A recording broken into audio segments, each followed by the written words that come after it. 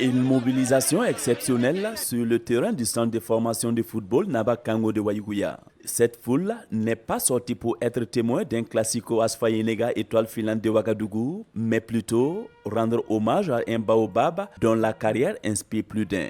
Et oui, président Noufou Ouédraogo, comme il se faisait appeler, repose désormais dans son Waïgouya natal et précisément dans ce centre dont il est le promoteur. Parti au premier chant du coq ce 23 octobre, l'ancien président de l'Asfa Yenega laisse sur terre un grand vide difficile à combler. Noufou n'était même pas mon ami.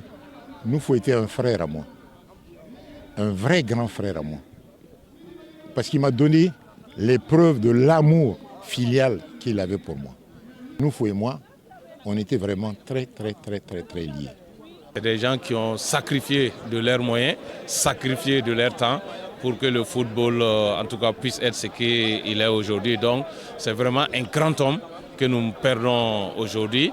Et en dehors donc, de l'aspect footballistique, ce fut vraiment un papa pour nous tous.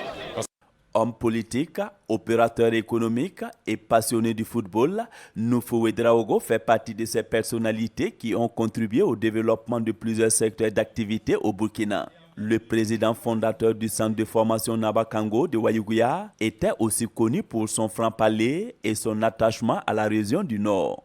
C'est quelqu'un qui a été sur tous les fronts,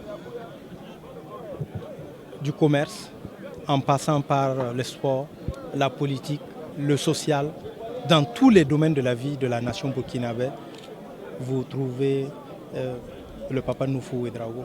Aujourd'hui, vous avez vu que de toutes parts, les gens se sont manifestés et ont manifesté une solidarité. Et c'est une perte pour notre nation, le Burkina Faso.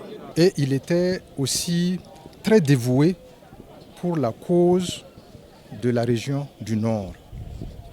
Lorsqu'il y avait un événement, que ce soit un événement heureux ou malheureux, dans la région du Nord, il était tout le temps, toujours présent.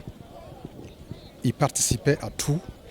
Et quand il arrive dans une cérémonie, c'est lui qui, malgré son âge, prenait des initiatives pour organiser la dite cérémonie.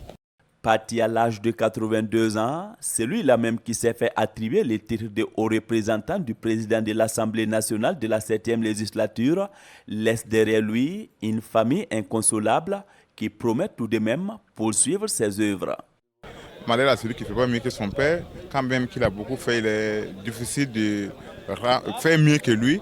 Mais nous allons travailler à vraiment pousser le même trou dont vous parlez.